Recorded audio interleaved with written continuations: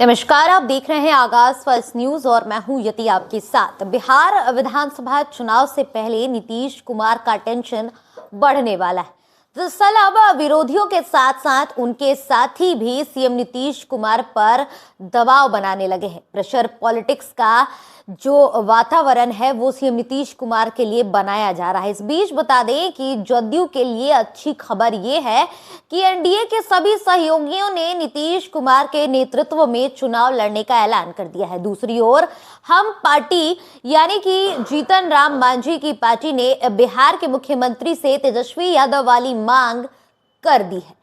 माना जा रहा है कि चुनाव से पहले मांझी ने नीतीश कुमार को सियासी तौर पर फंसा दिया है। दरअसल हिंदुस्तानी आवाम मोर्चा यानी कि सेक्युलर यानी कि जो हम पार्टी है, उन्होंने सोमवार को दिल्ली में अपनी कार्यकारिणी की एक बैठक आयोजित की। इस बैठक में पार्टी ने साफ कर दिया है कि वो आने वाले चुनाव में एनडीए के साथ ही चुनाव लड़ेंगे। चुनाव प्रधानमंत्री नरेंद्र मोदी और बिहार के मुखिया यानी कि सीएम नीतीश कुमार के नेतृत्व में ही लड़ा जाएगा।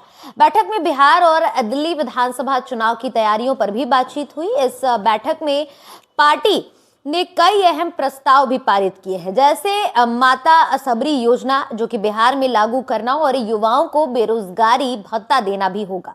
हम पार्टी के संस्थापक और केंद्रीय मंत्री जीतन राम मांझी ने एक बड़ा ऐलान कर दिया। उन्होंने कहा है कि उनकी पार्टी एनडीए गठबंधन के साथ ही चुनावी मैदान में उतरेगी। उन्होंने ये भी कहा है कि हम अब सिर्फ बिहार तक सीमित नहीं है बल्कि एक राष्ट्रीय पार्टी बन चुके हैं। आगे चलकर पार्टी और विस्तार करने वाली है। पार्टी के राष्ट्रीय अध्यक्ष और लघु जन संसाधन मंत्री डॉक्टर संतोष सुमन यानी कि जीतन राम मांझी के बेटे ने बताया है कि आगामी चुनाव मुख्यमंत्री नीतीश कुमार और प्रधानमंत्री नरेंद्र मोदी के नेतृत्व में ही लड़ा जाएगा। उन्होंने दावा किया है कि 2025 में एनडीए 2/3 बहुमत से सरकार बनाकर जीतेगी। पार्टी के मुख्य प्रवक्ता यानी कि श्याम सुंदर शरण ने भी इस मौके पर अपनी बात रखी। उन्होंने इस बैठक में कुल 9 प्रस्ताव पास किए हैं। उन्होंने इस बैठक में जो भी प्रस्ताव पास हुए उसके बारे में बताया। उन्होंने बताया है कि एक प्रस्ताव बाबा साहेब डॉक्टर भीमराव अंबेडकर की नागपुर स्थित दीक्षा भूमि पर एक बड़ी प्रतिमा लगाने का है। इसके लिए पार्टी प्रधानमंत्री को एक ज्ञापन भी सौंपेगी। वहीं एक अन्य प्रस्ताव में बिहार में माता सबरी सम्मान योजना लागू करने की भी बात कही गई है। इस योजना का लाभ सभी वर्गों की बेटियों को भी मिलने वाला है। हम पार्टी ने नीतीश कुमार की सरकार से ये मांग की है कि किसी भी तरह की पेंशन कम से कम 2000 रुपए प्रति माह दी जाए। लड़कियों की पढ़ाई चाहे वो सामान्य हो या फिर व्यावसायिक तौर पर हो, पूरी तरह से मुफ्त होनी चाहिए। आम लोगों को घरेलू इस्तेमाल के लिए 200 यूनिट बिजली मुफ्त मिलनी चाहिए। साथ ही 5 एकड़ तक जमीन वाले किसानों को भी मुफ्त बिजली है वो दी जाए।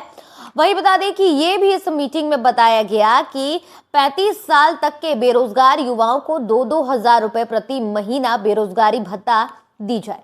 इन सभी मांगों को लेकर पार्टी का एक जो प्रतिमंडल टीम होता है, एक प्रतिनिधित्व करने वाली जो टीम बनाई जाएगी, वो बिहार के मुख्यमंत्री नीतीश कुमार को ज्ञापन सौंपेगा। वहीं जीतन राम मांझी की पार्टी के इस ऐलान के बाद अब ये कहा जा रहा है कि हम यानी कि जीतन राम मांझी की पार्टी अब बिहार के नेता प्रतिपक्ष तेजस्वी यादव की राह पर चलने लगी है। और नेता प्रतिपक्ष तेजस्वी यादव लगातार चुनावी वादे कर रहे हैं।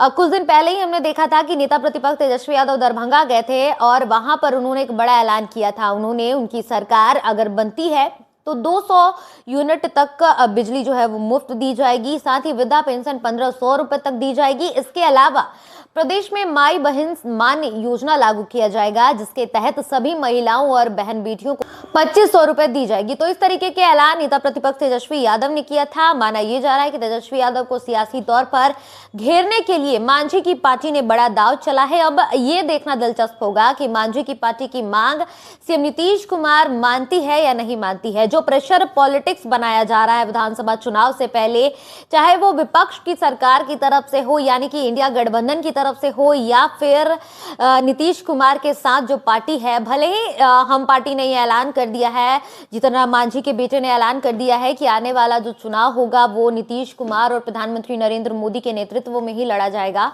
पर इसके अलावा जो ये प्रेशर पॉलिटिक्स बना दिया गया है, 9 प्रस्तावों को पास कर दिया गया है, ये सीएम नीतीश कुमार तक जब आती है तो इसे सीएम नीतीश कुमार किस तरह से लेते हैं, ये देखना काफी दिलचस्प होगा। फिलहाल इस खबर में इतना ही।